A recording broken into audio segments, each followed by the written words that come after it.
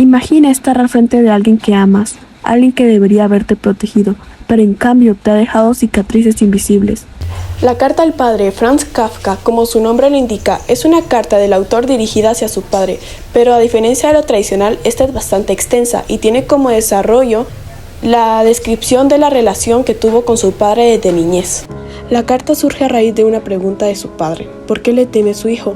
Kafka, al enfrentarse a esta pregunta, comienza a desenterrar recuerdos y reflexiones que han estado enterrados por mucho tiempo.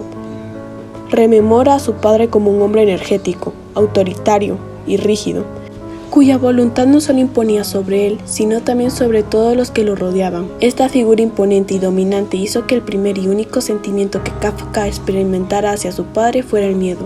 La severidad de su padre era tal que el amor que Kafka sentía por él estaba envuelto en un manto de temor y represión. El padre de Kafka le reprochaba su frialdad y su ingratitud, pero Kafka se esfuerza en explicar que esto no es del todo culpa suya.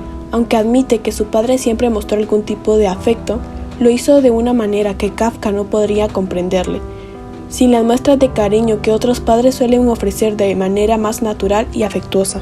Uno de los recuerdos más dolorosos para Kafka es cuando, siendo un niño pequeño, lloraba pidiendo agua, quizás solo por capricho. En lugar de consolarlo, su padre lo sacó de la cuna, lo llevó al balcón y lo dejó allí, solo, en camisa y con la puerta cerrada. Este acto de rechazo no solo lo asustó profundamente, sino también lo dejó paralizado emocionalmente. Desde ese momento, el temor de ser anulado por su padre se convirtió en una sombra constante que lo acompaña en cada aspecto de su vida. Kafka reflexiona sobre cómo su padre, sin darse cuenta, estaba debilitando a su hijo en lugar de fortalecerlo.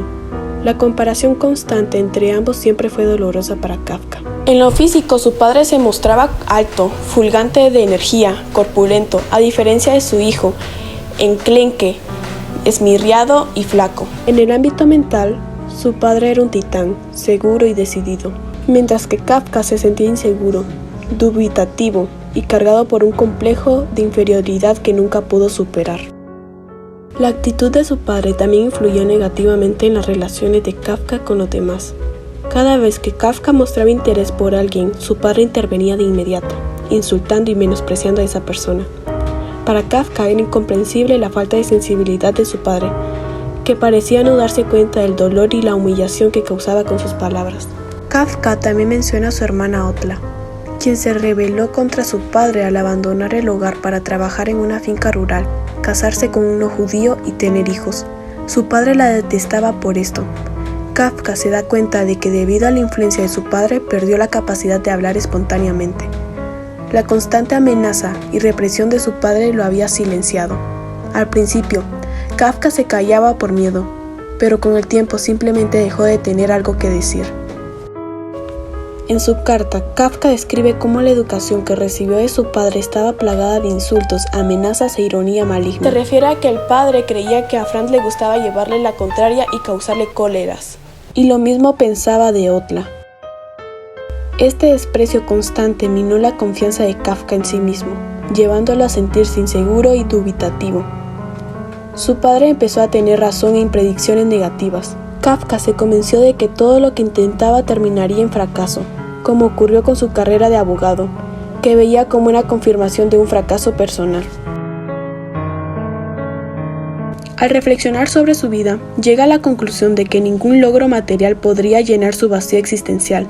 Aunque veía el matrimonio como una posible salvación, también fue frustrado por su padre, quien rechazó a las mujeres que Kafka amaba por razones sociales y personales. Estos rechazos, junto con la inseguridad inherente de Kafka, lo hicieron dudar de su capacidad para formar una familia, temiendo de que su hijo heredara su propia debilidad y sufrimiento. A medida que Kafka expone sus sentimientos de la carta al padre, queda claro que su relación con su padre es un reflejo de las luchas internas que enfrentamos cuando nuestras expectativas chocan con la realidad. Las palabras de Kafka resuenan con las experiencias de aquellos que han sentido la presión de cumplir con las normas impuestas por quienes nos proceden. Nos invita a cuestionar hasta qué punto las voces que nos rodean definen nuestra identidad y nos recuerda que, aunque doloroso, enfrentarse a estas verdades es un paso crucial para enfrentarnos a nosotros mismos y liberarnos de cargas que no nos pertenecen.